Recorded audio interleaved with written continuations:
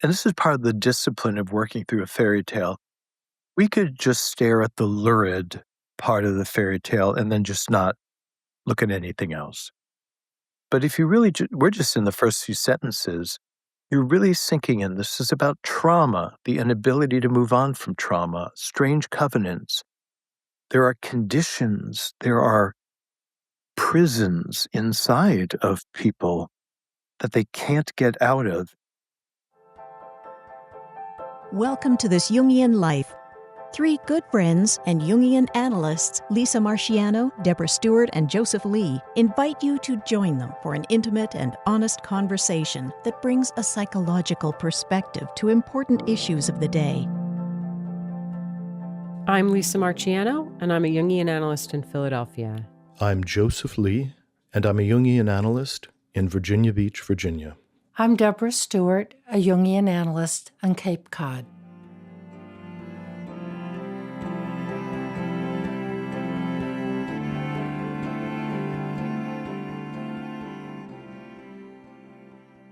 Today, Lisa's unavailable, so Deb and I are going to handle the podcast, and we're going to talk about a really powerful, intense fairy tale called Allerlaio, which translates loosely into all kinds of fur.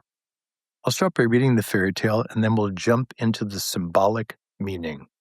As a bit of orientation, Jungians are interested in fairy tales because we believe that they are the vestigial stories that human beings have created, and the reason they've kept them alive and told them over and over again is that there's some kind of unconscious wisdom, that the collective wisdom of humanity is solving for certain problems, and that fairy tales, and myths for that matter, are the artifacts of figuring out what to do.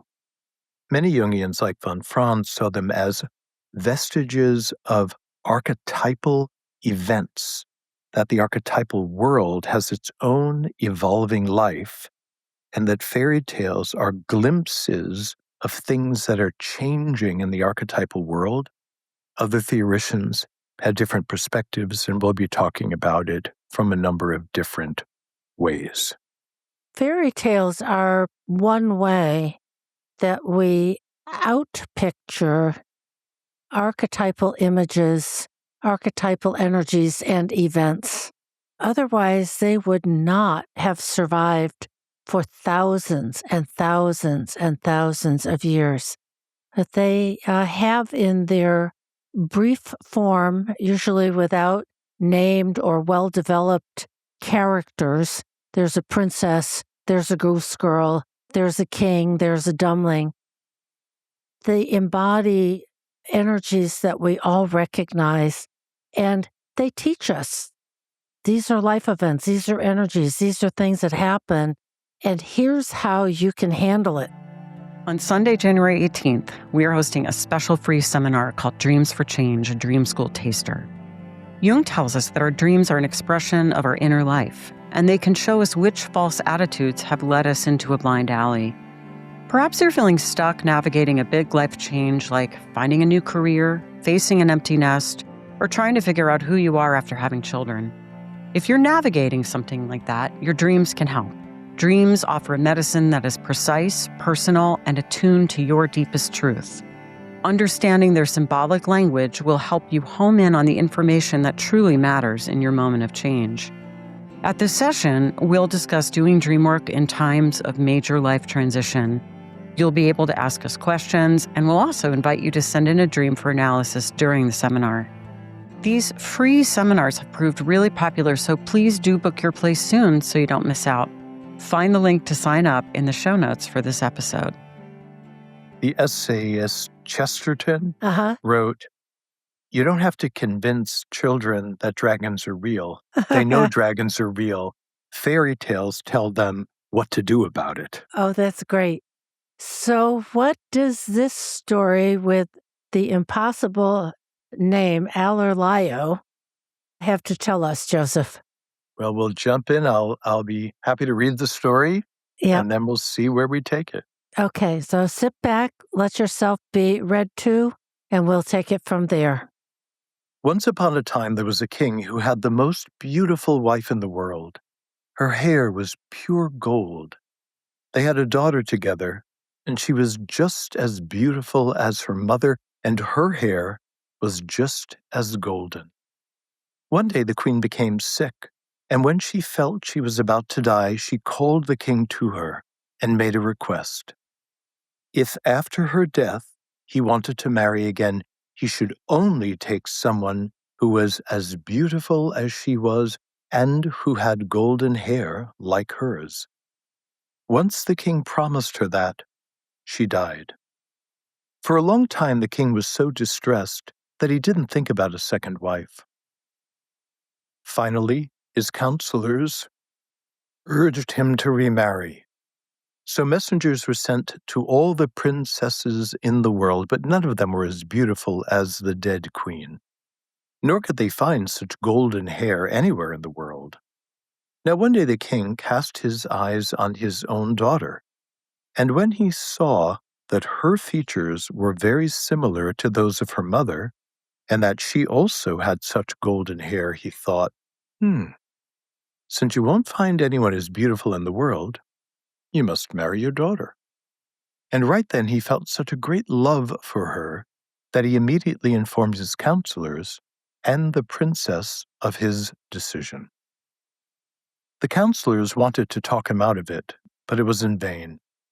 The princess was totally horrified about his godless intention.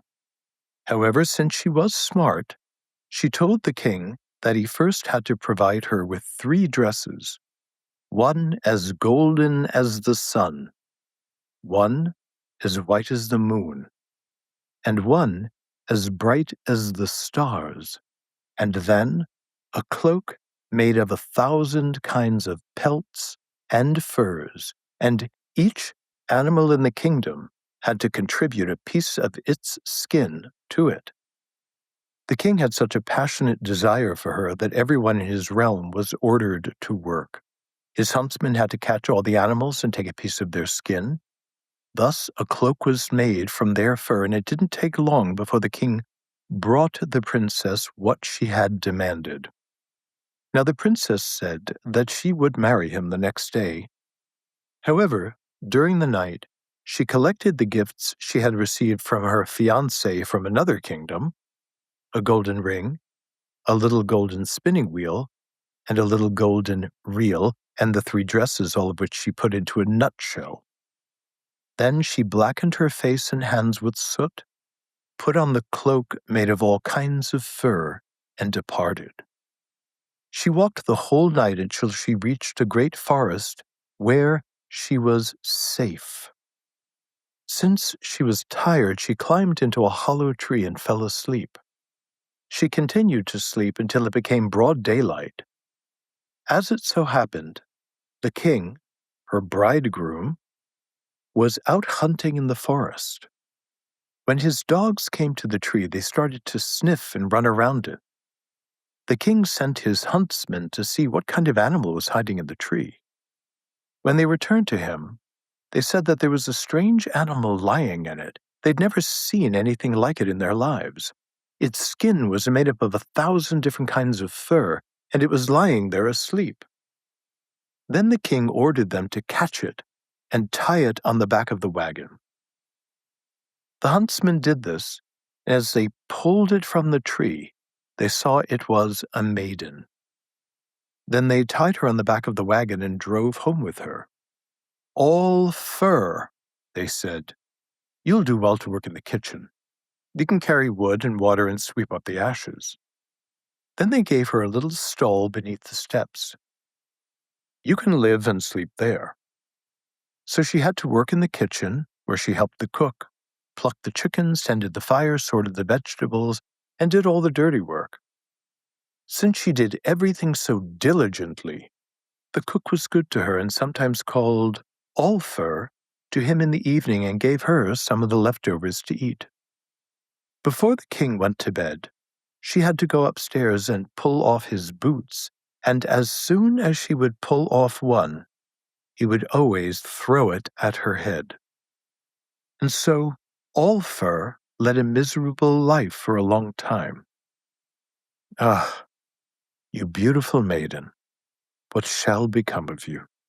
At one time, a ball was held in the castle, and All Fur thought, well, perhaps now I could see my dear bridegroom once again. So she went to the cook and asked him to allow her to go upstairs for a while to see the splendor from the doorway. Evidently, the princess had never met her fiancé, her bridegroom. Go ahead, said the cook, but you can't stay longer than half an hour. You gotta sweep up the ashes tonight.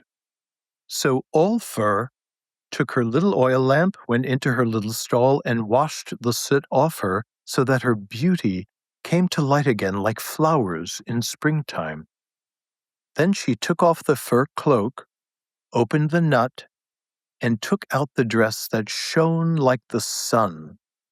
When she was fully dressed, she went upstairs, and everyone made way for her, for they believed that she was nothing less than a distinguished princess who had come into the ballroom. The king immediately offered her his hand and led her forth to dance, and as he was dancing with her, he thought, this unknown princess resembles my dear bride. And the longer he gazed at her, the more she resembled her, so that he was almost certain that it was her. When the dance ended, he wanted to ask her. However, as she finished the dance, she curtsied and disappeared before the king could speak. Then he asked the guards, but nobody had seen the princess leave the castle. She had quickly run to her little stall, taken off her dress, blackened her face and hands, and put on the fur cloak once again. Then she went into the kitchen and started to sweep up the ashes. Let it be until morning, the cook said. I want to go upstairs and take a look at the dance. Make a soup for the king. But don't let any hairs fall in it, otherwise you'll get nothing more to eat. All Fur cooked a bread soup for the king, and then at the end, she slipped the golden ring that the king had given to her as a present into the soup. When the ball came to an end, the king had his bread soup brought to him, and it tasted so good that he was convinced he'd never eaten one so good before. However, when he had finished, he found the ring in the bottom of the bowl. As he looked at it carefully, he saw that it was his wedding ring and was puzzled. He couldn't grasp how the ring came to be in there, and so he had the cook summoned, and the cook became angry with All Fur. You must have certainly let a hair fall into the soup. If that's not true, you'll get a beating. However, when the cook went upstairs, the king asked him who had cooked the soup, because it had been better than usual. So the cook had to confess that All Fur had made it, and the king ordered him to send All Fur up to him. When she came, the king said, Who are you, and what are you doing in my castle? Where did you get the ring that was in my soup? And then she replied, I'm nothing but a poor child whose mother and father are dead. I'm nothing, and I'm good for nothing except to have boots thrown at my head, and I also know nothing about the ring. Upon saying that, she ran away. Some time later, there was another ball, and once again, All Fur asked the cook's permission to go upstairs. The cook allowed her, but only for half an hour, and then she was to return and cook the bread soup for the king. So All Fur went to her little stall, washed herself clean, took out the dress, as silvery as the moon, and cleaner and more sparkling than fallen snow. When she appeared upstairs, the dance had already begun. The king offered his hand to her again and danced with her. He no longer doubted that she was his bride, for nobody in the world except her had such golden hair. However, when the dance was over, the princess had already departed once again, and despite all his efforts, the king couldn't find her, and he hadn't even spoken a single word to her. Indeed, she was all fur again, with blackened hands and face. She stood in the kitchen and cooked the bread soup for the king while the cook went upstairs to watch the dance. When the soup was done, she put the golden spinning wheel into the bowl. The king ate the soup, and it seemed even better this time. And when he found the golden spinning wheel at the bottom, he was even more astounded because he had at one time sent it to his bride as a present. The cook was summoned, and then all fur, but once again she replied that she knew nothing about it and she was only there to have boots thrown at her head. When the king held a ball for the third time, he hoped his bride would come again, and he wanted to make sure to hold on to her. Ulfur asked the cook again to let her go upstairs, but he scolded her and said, "You're a witch. You always put something in the soup, and you can cook it better than I do." However, since she pleaded so passionately and promised to behave herself, he let her go upstairs again for half an hour. Thereupon she put on the dress that sparkled as bright as the stars in the night, and went upstairs and danced with the king. He thought he had never seen her more beautiful. As they were dancing, however, he slipped a ring onto her finger and ordered the dance to last for a very long time. Nevertheless, he couldn't hold on to her, nor could he speak a single word to her, for when the dance was over, she mingled with the people so quickly that she vanished before he turned around. Ulfur ran to her little stall, and since she had been away longer than half an hour, she undressed quickly. In her hurry, she couldn't blacken herself completely so that a finger remained white. When she went into the kitchen, the cook was already upstairs, and she quickly cooked the bread soup, and she put the golden reel into it. Just as he found the ring and the golden spinning wheel, the king also found the reel. Now he knew for sure that his bride was nearby, for nobody else could have possessed the presents. Ulfur was summoned and wanted once again to avoid the king and run away.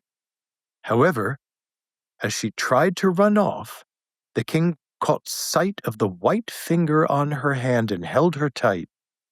He found the ring that he had slipped onto her finger and tore off her fur cloak. Then her golden hair toppled down, and she was his dearly beloved bride. Now the cook was richly rewarded, and the king held the wedding, and they lived happily until their death. And this was the ring he had sent to her as a gift. Breaking the fourth wall there with some of those comments. That's interesting. So it's a long story. It is a story that Jungians are curious about. It shows up in anthologies and commentaries as Jungians try to find metaphors to talk about certain very complicated internal dynamics, archetypal, and sometimes very sad outer realities. But we begin with a daughter who's tied to her father, the anima animus projections, and then a very complicated conjunctio dynamic that's kind of in the air, kind of influences her father, and then of course it's present with the young king that she's going to eventually marry. So we have a problem. There's a dead queen, and she demands a replacement as beautiful as herself with the exact same golden hair, which basically is impossible, and invites the problem into the story. I'm thinking of a couple of things right here at the outset of that, just like a dream. What is the presenting problem? Yeah. So the presenting problem is the king who has the most beautiful wife in the world loses her. She dies. Yeah. So it starts with the trauma. Starts with a trauma, and And then a strange request to say, don't marry anyone else ever unless she looks exactly like me. And that's a setup. Exactly. That's exactly it. That's a setup. But what does that mean psychologically? If you can replace me with somebody who looks just the same as I do, it will be okay. So there's something here about persona and beauty and this whole golden hair shtick and all that stuff. I have to wonder about the queen who, in her dying moments, thinks about making this a condition. And whether, my question is, is the queen protecting her daughter, knowing that, even though she's the queen's daughter, this is impossible. I'm going to protect her because no matter what, she's not going to look just like me. Or do we have a narcissistic queen who believes that she's so special and her beauty is so special that sets a standard for anyone that would follow her? I think all of that can ring true. And I'm also imagining that on her deathbed, she's setting up the impossible condition that I suspect is going to leave the king unable to ever remarry, which means he will ever remember her and pine for her, that she'll never be forgotten because she can never be replaced. Right. It's the first, however, of the impossible conditions that keep being fulfilled. Exactly. Oops. Like, oh, this can never happen. Oh, yes, it does. The daughter does look, as it turns out, just exactly like the queen in every respect. And then it falls to the daughter to make her own impossible conditions. She's resorting to what she thinks is the trickster in saying to her father, oh, okay, Dad, I'll marry you, but I need a dress as bright as the sun and a moon, one like the moon and one like the stars. He'll never be able to do this. So there's something about setting a condition in itself and of itself that doesn't address the real problem, right? The real problem for the king and the queen who's dying is, this is terrible, is unbelievably sad. The queen doesn't want to die and end her life and have her daughter be motherless. But the queen cannot grieve that, and neither can the king. Right. Because that impossible condition has already been stipulated. But unless, of course, you could find somebody who looks just like me. Exactly. So for years, the king is now alone. He's lonely. He just have a paramour. He doesn't have a partner. Yeah. He doesn't want to betray his promise to his deceased wife, who has trapped him into this crucible where tension is building and building and building and building and building until, frankly, it kind of makes him crazy. And then he suggests something that's kind of crazy. This impossible condition thing reminds me a little bit of those fairy tales where there's something that is forbidden. Like in the Bluebeard story of, see this little key right here?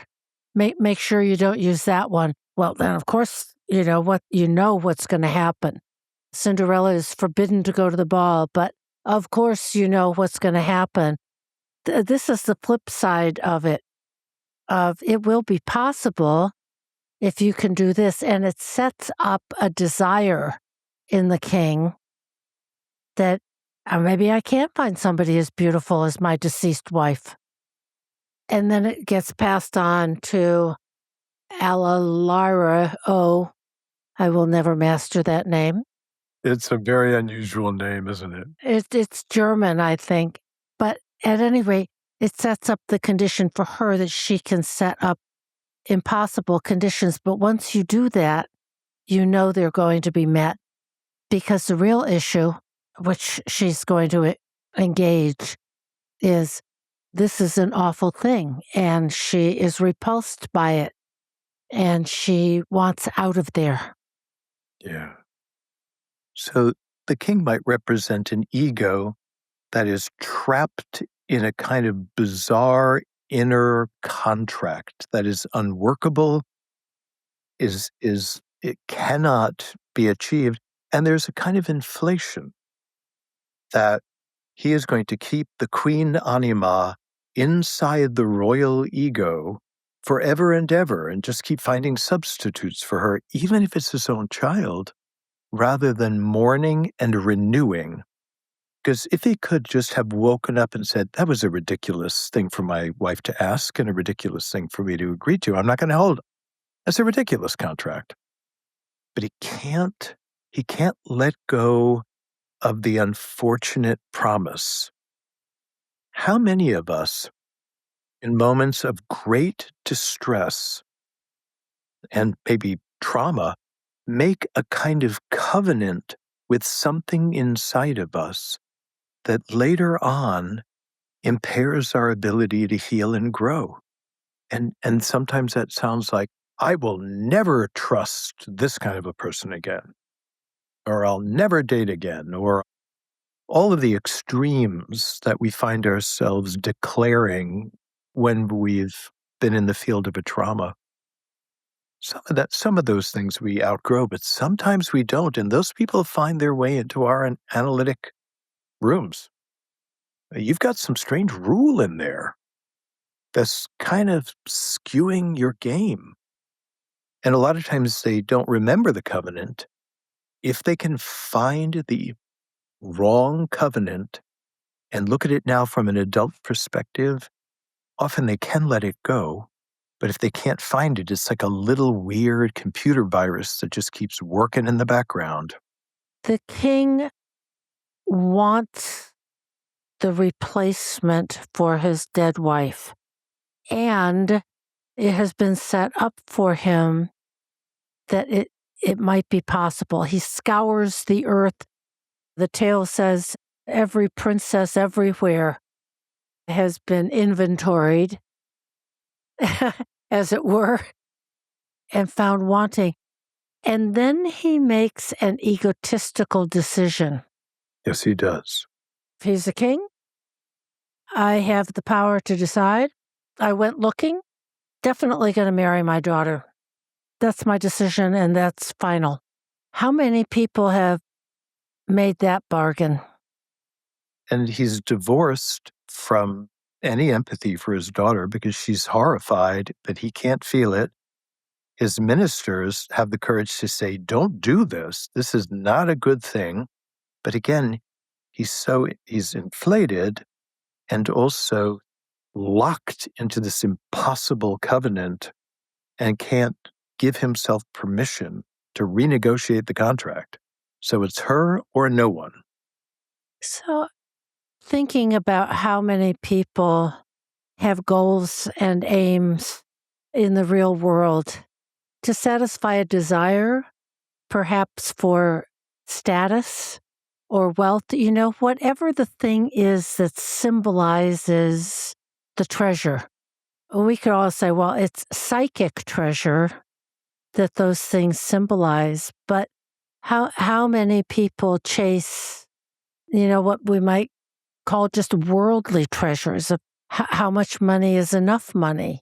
What about, cars and seeking to fulfill something that can never be fulfilled because what is inside is radically different from questing for something in the external world. So there's something about literalizing something that should just be a metaphor or be symbolic, but also he's not moving forward in life. He wants to move backward. So he wants to go backwards in time, reconstellate the marriage to the queen, which is an impossible and horrifying way about that, rather than move forward, either make peace with being celibate, being a solo king, so to speak, or suffer the internal turbulence of finding a queen that the old queen wouldn't have approved of, to just break the rule. He's going to spin backwards in time, regress. Right. I want it the way it was. Exactly, the good old days, Hmm. and whatever the cost is to other people, not important. Because restoring the good old days, that's the thing we should be doing here. I can feel a certain kind of sadness in this. Here it is, it's a quote, it's a fairy tale. And yet this is so poignant and so incredibly sad. And everybody, listening to us or who's ever read the fairy tale would have this exact same place of like, you can't do that. Right. You can't have that, or the thing like in Rumpelstiltskin wants the firstborn baby. And it's sort of like, you can't have that. Yes, what kind of a person asked for that? We all recognize, how deeply wrong this is psychically and psychologically. Yeah, it's really a tragedy. And if we can, and this is part of the discipline of working through a fairy tale, we could just stare at the lurid part of the fairy tale and then just not look at anything else. But if you really, we're just in the first few sentences, you're really sinking in. This is about trauma, the inability to move on from trauma, strange covenants, children left behind. There's so many complicated dynamics that then give rise to this perversion. And as it is true for everyone who winds up doing something dangerously, damagingly perverse. There are conditions, there are prisons inside of people that they can't get out of. And then the terrible option begins to feel like the only option. And that winds up being deeply, deeply tragic. Yeah.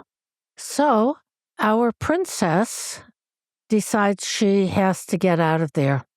And she's got to get 3 dresses first. So dresses are a big deal in fairy tales. I love the dresses. And I also love the thing that comes a little later, that she can put all of these things in a nut. In a nutshell, she's got magical powers right from the beginning. Absolutely. Of, oh, sure. And this willing suspension of disbelief is like, oh, yeah, that's no problem. Of course, they would fit in. After all, they're sort of magical dresses, so why not? But this introduces the theme of persona. The queen was very, very beautiful. Now the daughter, the princess, is also very, very beautiful. She's going to have these gorgeous dresses like the sun, the moon, and the stars. And then she has these little golden gifts from the fiancé to whom she was promised before Dad decided he was going to abrogate that. So we have these beautiful things, and then we have her awful feeling. I mean, it looks like it's just gross, this cloak. I mean, all these 1,000 little skins from every kind of animal, it would look weird. And yet a lot of trouble. It's not just a skin from one animal. It has to be from every animal.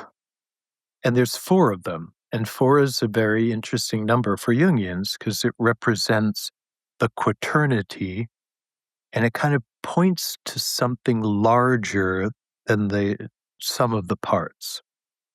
So she's got a sun dress, a moon dress, a star dress, and a fur dress. And the fur dress is the one she wears most of the time. Yeah. And, I think about this as this cloak, but she must look like the weirdest, scruffiest, patchworky, chaotic little animal that ever walked the earth. But what is she covering herself with? Maybe a way of saying instinctual, animalistic, lowly realities, not just from a donkey, which is a variation on the tale, but from squirrels and bats and rabbits and antelopes and you name it. It's as as base level psychologically as you can get. So this is something that happens to all of us when we are in impossible situations, that we will regress to an instinctive level to save the core of the personality and to camouflage ourselves, which doesn't really cure the problem, because you can kind of see that she keeps returning to the camouflage, that the young king needs to kind of rescue her from this trauma cycle that she finds herself trapped in, because it's traumatic to have this terrible situation with the father emerge, and she's lost her home, she's lost all security, she's cast out into the woods with little to no resources. So she camouflages herself in this multiplicity of instinct, but she's also escaping the sterile court of the old king, because that's a sterile place. There's no feminine principle, there's no fertile principle left in the kingdom. So she goes back to that archaic level inside of herself, and that does have a saving process. And the dresses all represent different attitudes as well. Yeah. I am thinking, though, of this. It's such a big question of what does this cloak represent?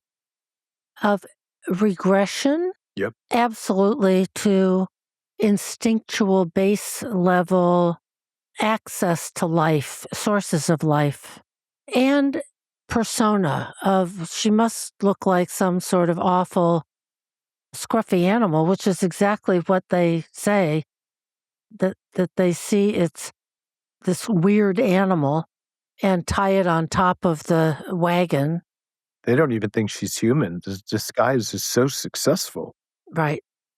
And I see it's a maiden, but it represents, and then she gets to the kingdom and they say, well, okay, you can work in the kitchen a la Cinderella, cleaning the scullery and doing all the dirty work of a persona disguise and a willingness to be lowly like Cinderella, and yet she has hidden treasures. So sort of sets up the divergence between appearance and status and character.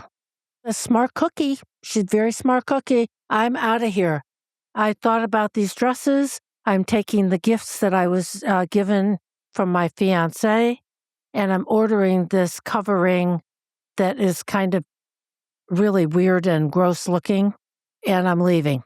But it's good for camouflage because it works. Yes. She's able to move through the forest looking like a creature of the forest, which affords her some protection in this wilderness of the unconscious where she's seeking rest. And then, people see the persona of this animal skin cloak, and they set her to work in the scullery. And then when she has to go up and serve the king, she has to take his boots off, and he throws one at her. Because after all, she's just a worthless scullery maid. So the camouflage has worked. She's convincing everybody that she's not worth anything more than just scraps and boots and menial labor. I always want to jump in here, not just this fairy tale, but others of like, oh, and then when later on, when I showed up in my dresses and with all these special treasures, then you liked me? But what about when I was cloaked in animal fur and you threw your boot at me? Makes me kind of wonder about the character of the bridegroom, but never mind that now. It's not an appealing thing to think of this powerful person throwing stuff at the head of the servant. It's an ugly moment for sure. But I want to also take a moment to think about the kitchen, because kitchens are alchemical laboratories. They take raw things and they cook them, Yeah. and then something better comes out. And when she's given the opportunity to display her own ability to transform the prima materia into something delicious, lo and behold, she's quite skilled. It's also quite an unusual skill. I think most princesses probably weren't cooking in the kitchens, but she has some talent that she can call upon. So she's carrying all of this instinct inside of her, healthy instinct, like it was the instinct that said, run, get out of here. That's a good instinct. Find a camouflage that works, good instinct. She has an instinct how to cook, good instinct. So she's cooking all this instinctive stuff and she's doing a good job. It kind of tastes good. And she's got a relationship with the cook. And even though he's garrulous and rough, he also kind of likes her and takes care of her a bit. He's just not terribly refined. Yes. Much like her coat. Yeah, exactly. He sets a limit on it and he's kind of growly, or at least you were growly. But he lets her go. And she has another good instinct and this goes back to Cinderella and a lot of our fairy tale heroines. Cinderella wants to go to the ball, and this princess wants to go to the ball. She does not take on a belief in or an identity with herself as the scullery maid covered in, by this time, a dirty cloak. She knows who she is. And so she goes to the ball in fairy tale motif, the golden dress, the silver dress, the star-like dress. And she drops little hints in the king's soup of, I bet you wonder where this came from. Yes, she's definitely wanting to be discovered, even as she tells him to throw a boot at her head. So this conundrum of being trapped in her trauma, really, these fairy tales don't use psychological language. It's for us to try to understand. Exactly. She's found her way to someplace that looks like it might be helpful, but she still uses her defensive technique even when it's probably not the best thing to do anymore. And that's exactly what trauma does to us.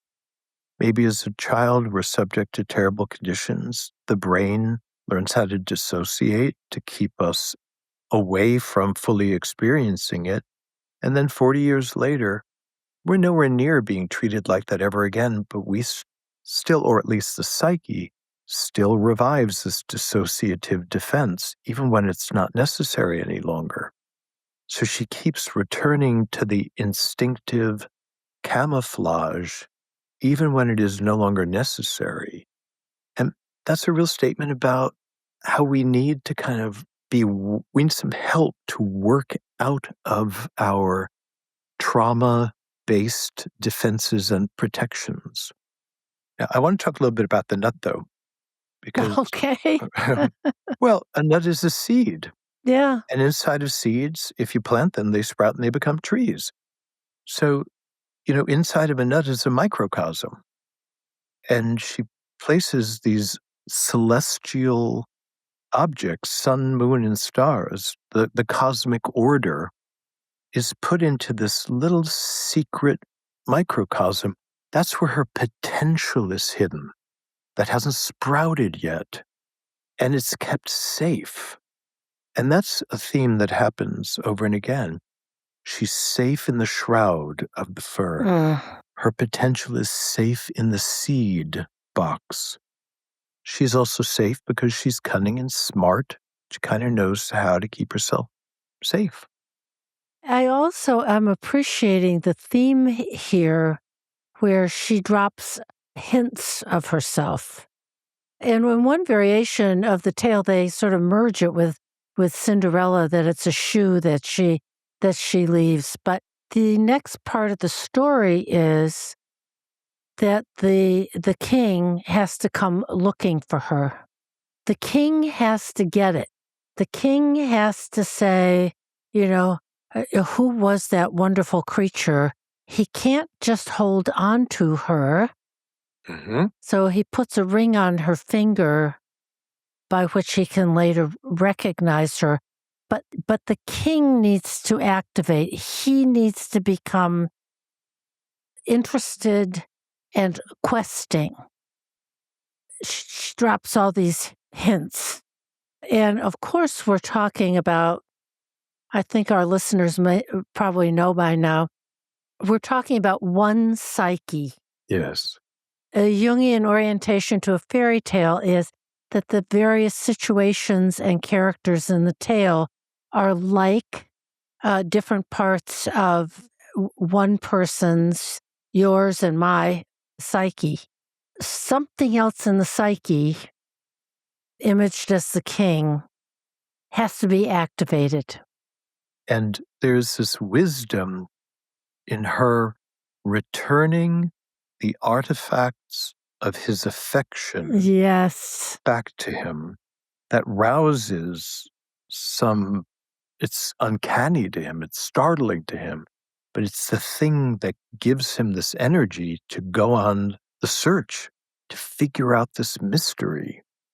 And they're all golden, the eternal, incorruptible, Like her hair. like her hair, the metal, but what is everlasting. And it's interesting that there's a ring. It's sort of like, oh, okay, I get that. You put a ring in there naturally. Sure, to your fiance, send a ring.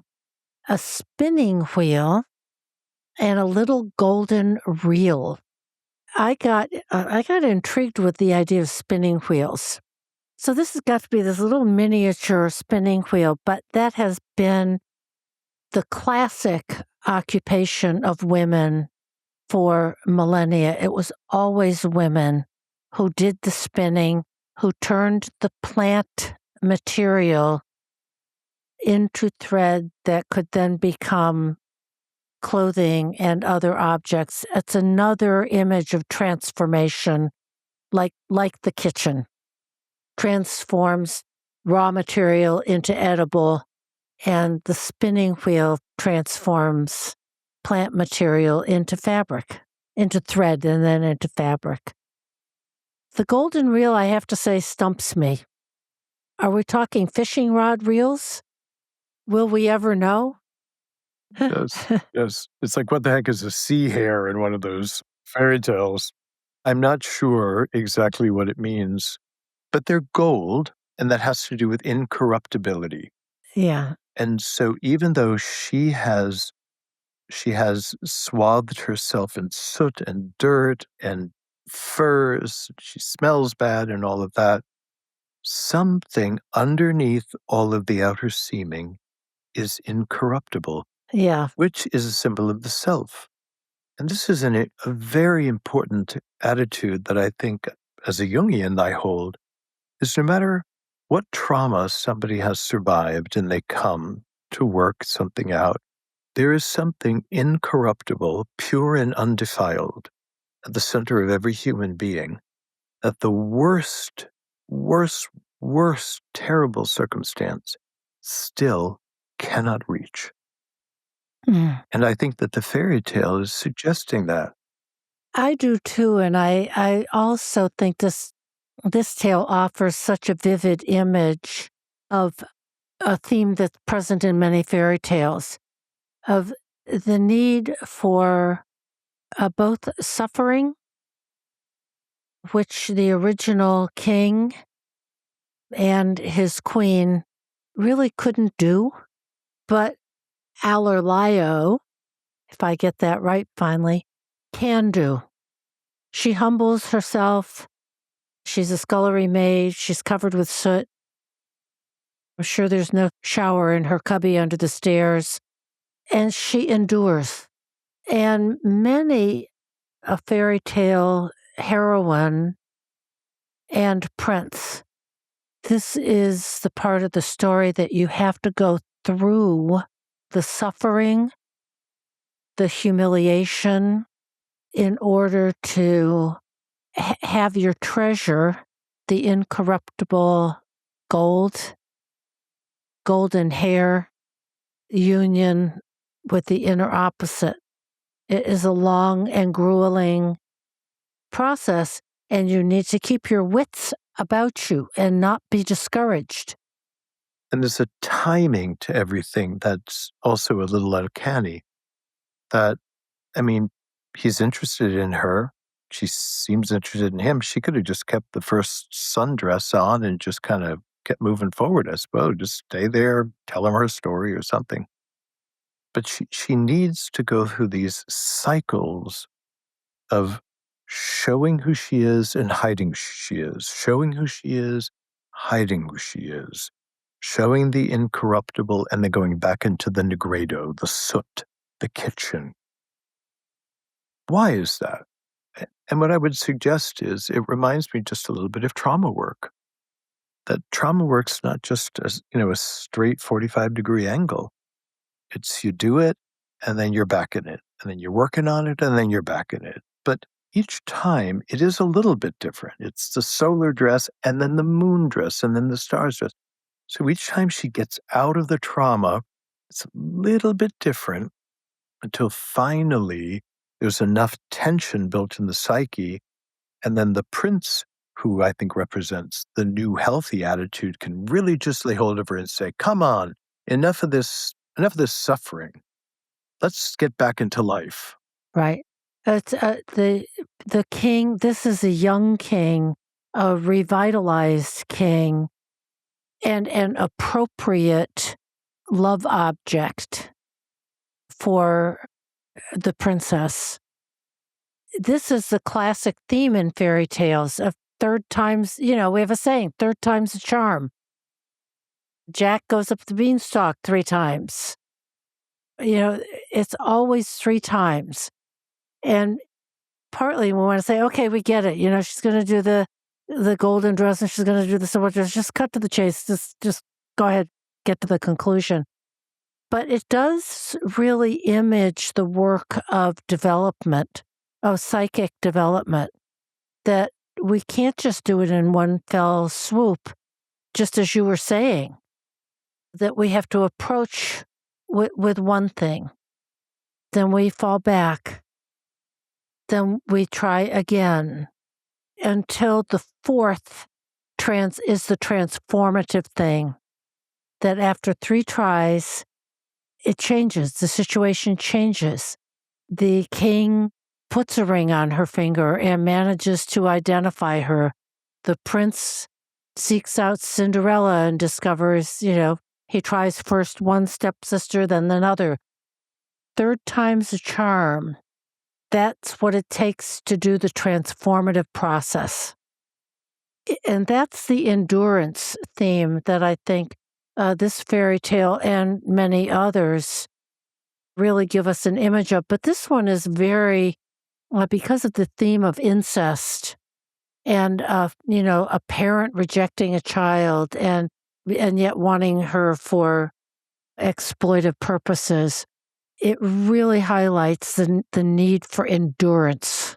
And these things play out subtly without that same shocking level. Mm-hmm. How many parents are very ambivalent about their children going away from home? How many dads are ambivalent about their daughter starting to date? It doesn't mean there's something nefarious in it, but there is something on that archetypal level that makes it difficult to let go. That's another theme in this tale. The king at the outset can't let go and constructs the false hope. So there's the holding on and the letting go.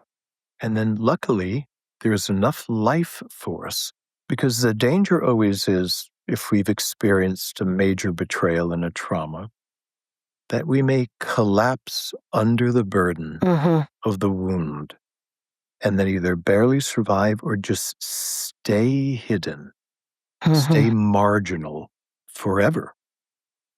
There's something inside of her that is strong enough to keep venturing outside of the costume.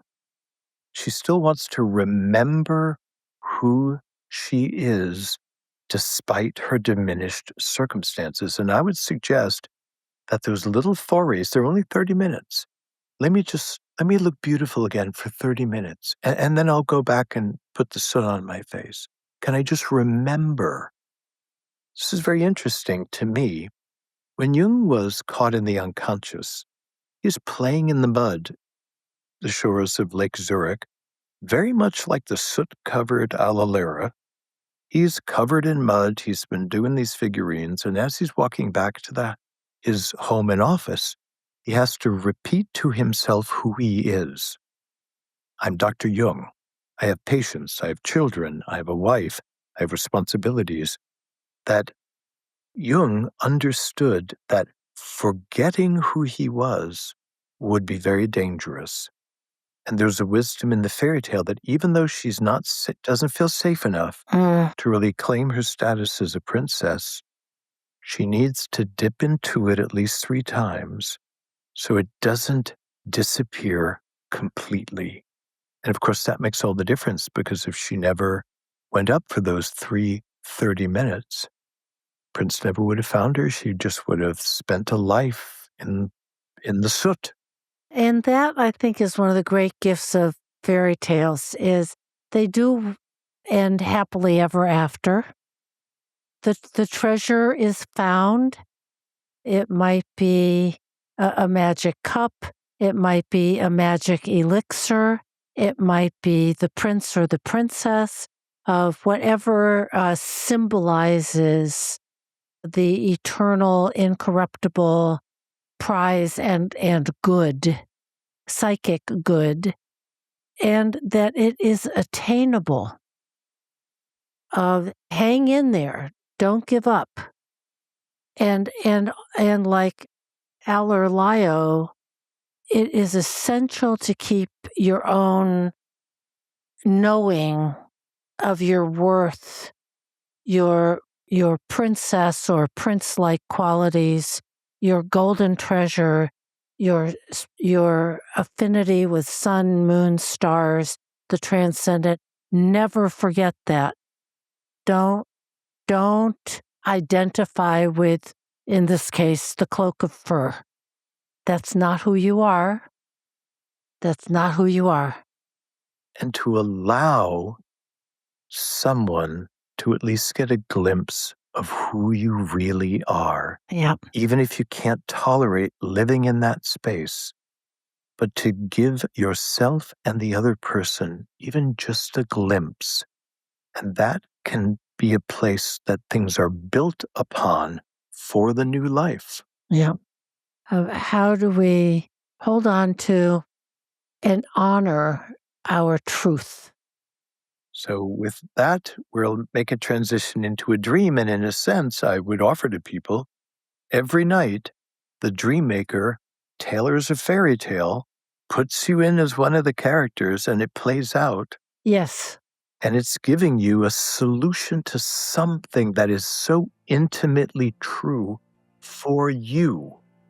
One of the sayings is that fairy tales and myths are dreams of the collective, and our personal dreams are our own personal versions of fairy tales and myths.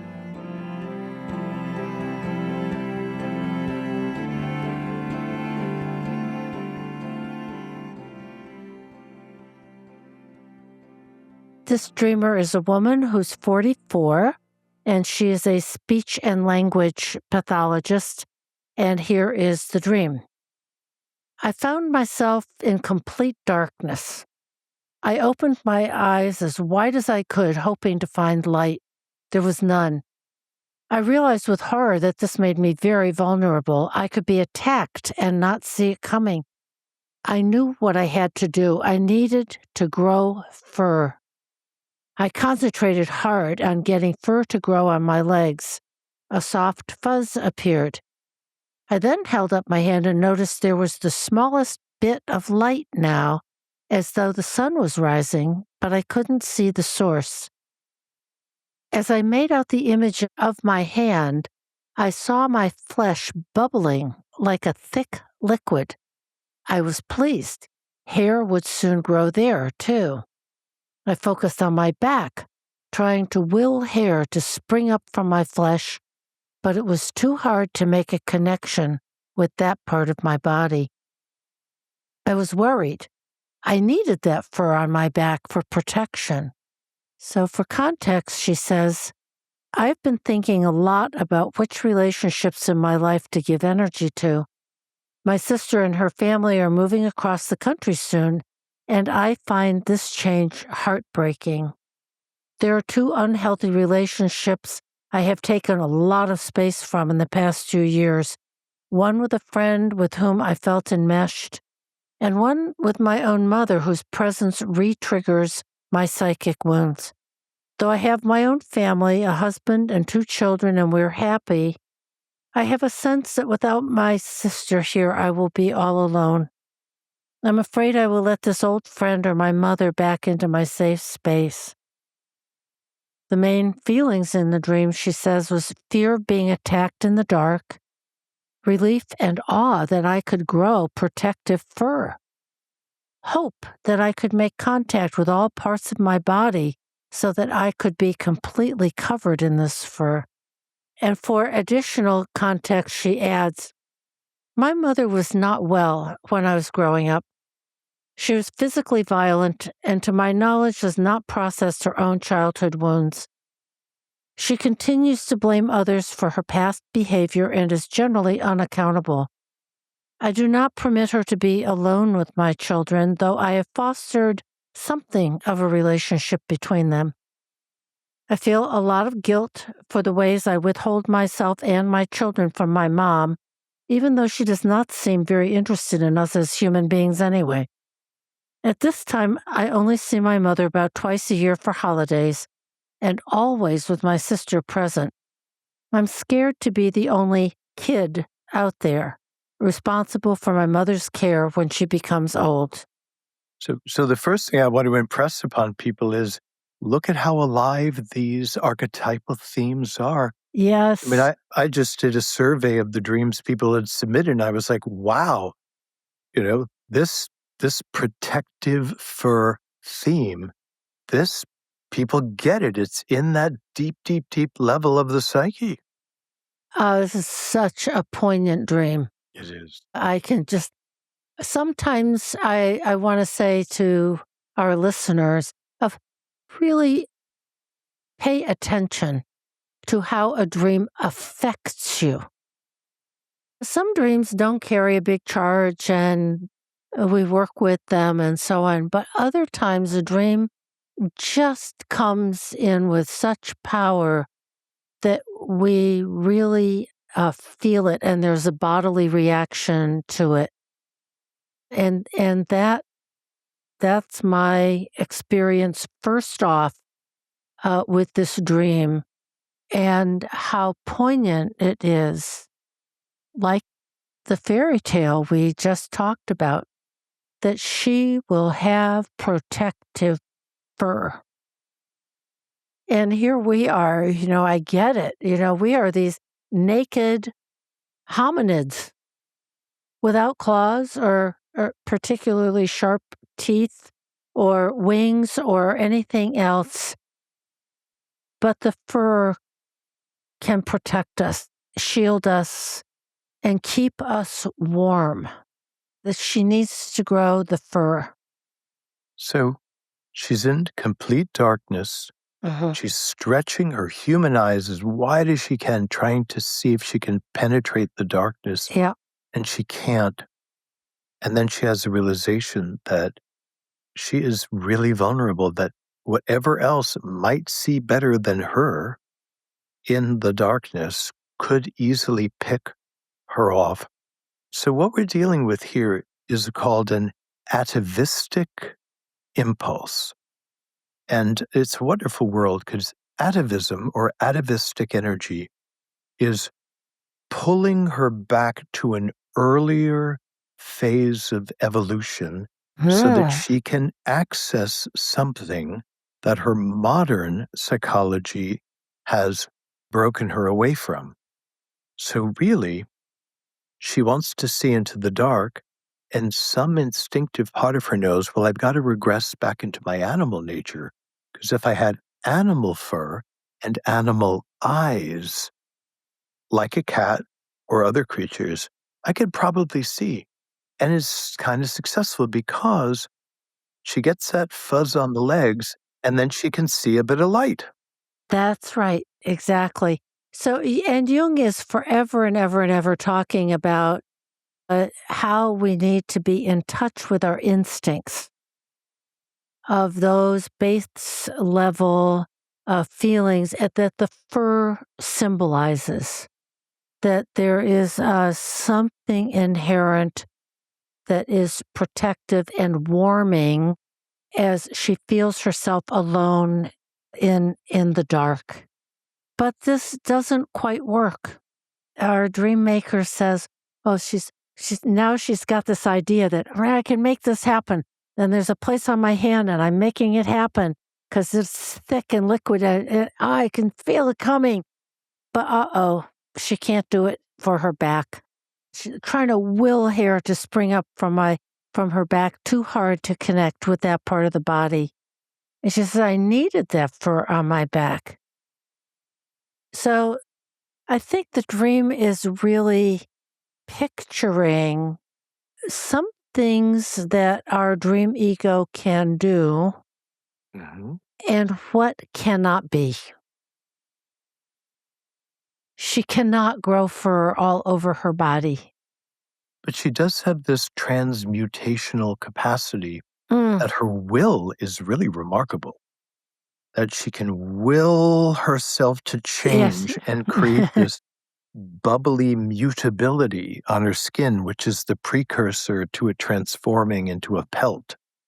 That's very exciting for her to see that her pure will can get her to acclimate to the complete darkness she finds herself in.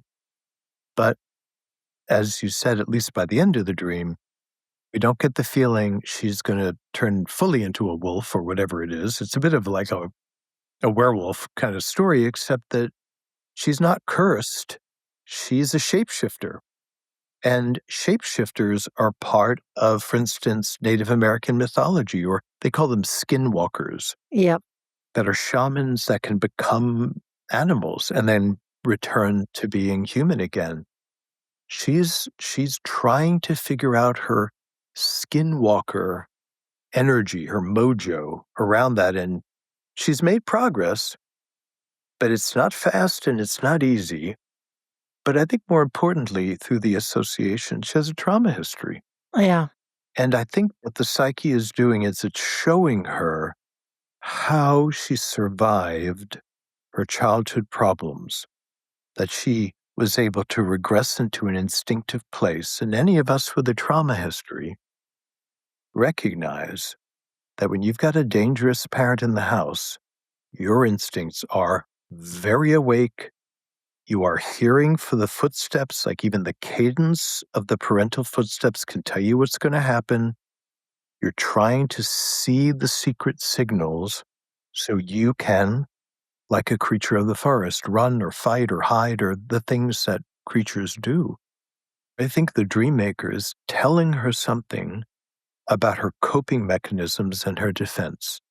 And if she could become clearer about them, then she could ask herself, do I still need this atavistic defense in the world I inhabit now? Or does it just break open suddenly and I'm kind of growling like a great beast? But is that called for just because the pizza delivery guy was an hour late? Is that the right place to use it? And I think the dream maker is also telling her, I agree with what you've said, that you do have this power, but that's not what's needed now. Yeah. She has a spouse and children. It sounds like she's got a lovely life and a career. Right. She's able to tell her mom, listen, let's not do this, and leaves her alone. You know, if she wants to hang out once or twice a year, okay. The danger has passed. Can that be okay? And I think, as our dreamer already knows very well, of the loss of the supportive family connection with the feminine that her mother could not provide, but the sister could. And the fear that she expresses of regressing, that she's afraid she'll let somewhat unhealthy relationship resume with the old friend, that she'll regress to that, or that she'll let her mother back into her safe space. And I like that the dream maker gives her a lot of credit for being able to grow this fur and then also say, look, you can't grow fur on your back.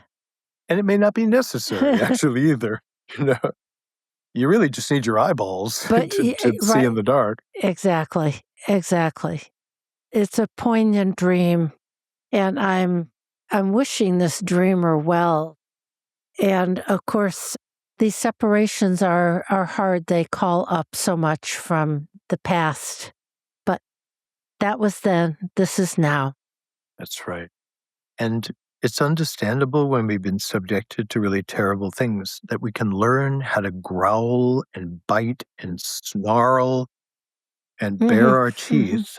Like circumstances can force us into that, much like the fairy tale and now this person who survived the violence of her mother. But yes, you can conjure it again if you need it, but you probably don't need it too much. That's a nice exhalation to grant yourself. Yeah. Yeah. Thanks for listening. To submit a dream, suggest an episode topic, or join our mailing list, visit our website, thisjungianlife.com. If you enjoyed this episode, give us 5 stars and a good review on Apple Podcasts, Spotify, or wherever you get your podcasts. Subscribe to our YouTube channel and make sure to click the notification bell to be alerted whenever we upload videos. And keep up with all things TJL by following us on Instagram, Facebook, X, and TikTok.